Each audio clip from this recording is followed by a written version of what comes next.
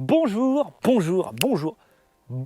à tous, bienvenue dans cette nouvelle vidéo. Aujourd'hui j'essaye ceci, la Mandello, et pas la Mandalorian, la V100 Mandello de chez Moto Guzzi. J'avais le sentiment, Moto Guzzi, d'une marque pour les anciens. Oui, les messieurs, les papas, les mamans avec des cheveux blancs. Oui d'accord, stigmatisons pas, ils n'ont pas toujours les cheveux blancs. Hein, il y a des couleurs qui existent. Bref, on s'égare.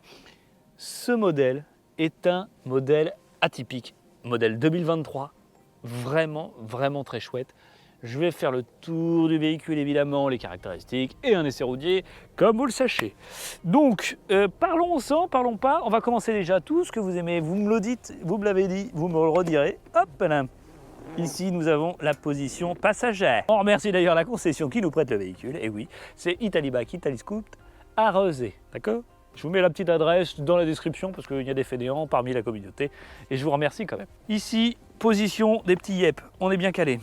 Selle, confort, étonnamment confortable. Alors attention, hein, je viens de me poser d'herche dessus. C'est pas non plus une grande... J'ai pas fait 2 heures de route, mais je trouve ça plutôt agréable. Une bonne prise en main avec ses poignées où on se sent sécurisé. Alors vu comment ça marche, quand même, parce que ça fait 115 chevaux, avec 105 Nm de couple, ça marche plutôt pas trop mal. Et donc, pour ce faire, la position de passager c'est bien, se tenir au conducteur c'est mieux. Ici, la trappe d'aviation que j'adore, que j'apprécie, qu'on kiffe, que j'adore. Bref, tu me connais. Ici, un petit détail. Regardez-moi ça là. Qu'est-ce que c'est? Pourquoi c'est quoi? Bon, déjà, il y a un peu de poussière, mais ça, c'est normal parce qu'en fait, ça se lève et ça s'ouvre. Ça s'ouvre et ça se referme. Regardez si j'appuie ici et je change le mode dans lequel je suis. Soit je reste appuyé dessus et je peux choisir. Je ne sais pas si on voit bien l'image, mais on va essayer de faire comme on peut. Je peux choisir donc si en mode sport, ça s'ouvre les petites trappes à 60 km/h ou je peux faire en dessous. Je peux les faire aussi fermés, hein, c'est-à-dire que si j'ai envie de rouler là, ah oui non, c'était l'ABS. Attention d'ailleurs, on revient dessus, on reste appuyé dessus, tac, voilà. Là ici, je viens m'emmener par là, je choisis 3, je peux descendre, je peux mettre 60 km/h, je peux mettre 65-70, on fait ce qu'on veut, en mode sport, 95, ça s'ouvre quand on veut, d'accord ? Si je veux... Ah, je peux mettre en off aussi, ça peut ne pas s'ouvrir, ça peut s'ouvrir. Et après, ça peut s'ouvrir à 30 km/h. Très bien. Ensuite, autre petit détail, je choisis de me barrer de là. Voilà.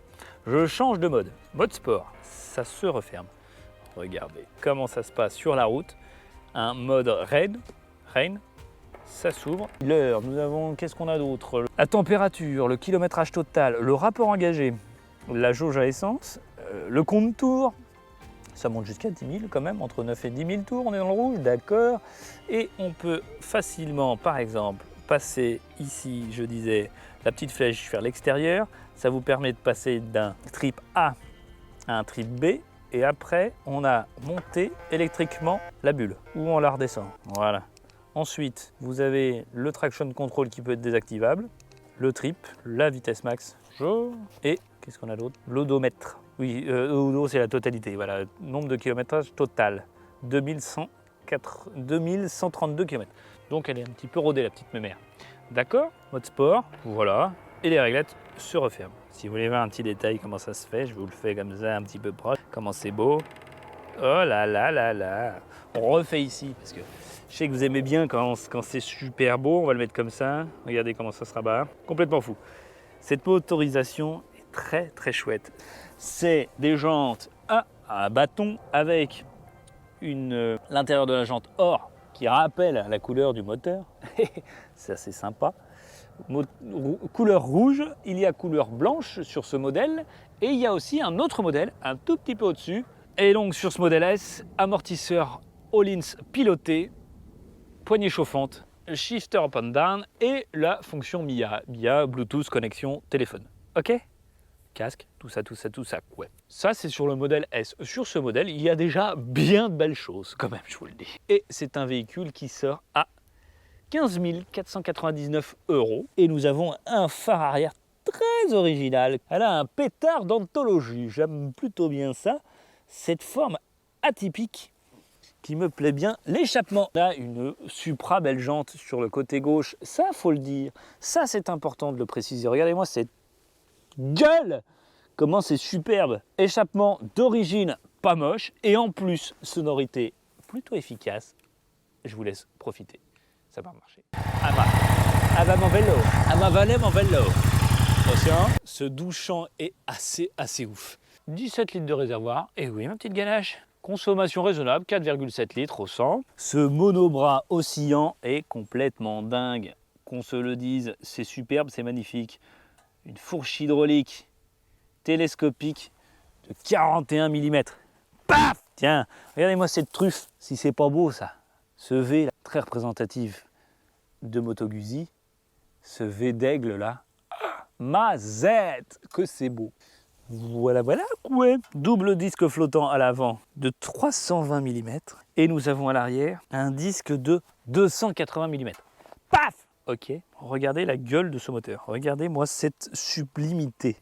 C'est très beau, c'est très joli. J'aime beaucoup, franchement, c'est un réel coup de cœur de cette bécane. C'est réellement un coup de cœur cette bécane parce que j'étais pas 100% fan de la face avant, avec son nez, tu vois, avec cette truffe un peu ronde, mais en fait, cette gueule latérale m'a complètement séduit.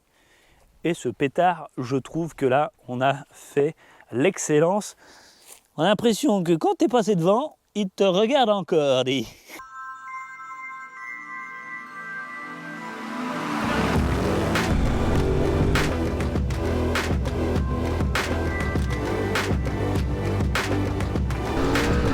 Allez déjà. Voilà, comme ça, on va bien m'entendre. Et ce petit démarrage, ça coupe. Ça, c'est une bonne idée. Allez, il faut que j'en remette. J'étais même en première. Ok, la béquille est enclenchée, sous coupe si tu es en première et que même si tu remets ta béquille et que tu te mets en première, ça se déclenche pas. Hop. Oh là là là là, c'est plaisant. Ouh, petite moto démon ça. Ok, d'accord. Ok, d'accord. Oh, la deuxième. Oh. Ah ouais, elle est quand même très chouette cette bécane. Oh là là là là. Par moments, elle donne envie de se faire pipi dessus, mais waouh, elle a le diable. Ce bicylindre, il a le diable. Sans déconner. Je veux dire, 115 chevaux pour un bicylindre, ça commence à faire pas mal. Mazette. Oh là là, dis donc. Bon, ressenti. Ben, ressenti. Ah, je suis en mode sport. Je vais regarder s'il y a une différence entre le mode raid, le mode road et le mode sport. Oh, il y a des petits clac-clac qui reviennent. Alors, le mode... Je suis en mode road. Voyons voir un peu ce que ça donne. Ça fait clignoter. Hein. Deuxième en mode road. Ah non, mais ça change pas grand, ça change rien. J'ai même poussé au cul qu'en mode sport. Et je vais me mettre en mode sport là pour voir ce que ça donne. Ya. Attends, je vois. Je vais freiner un peu, voir ce que ça peut donner. Là, je suis en mode sport.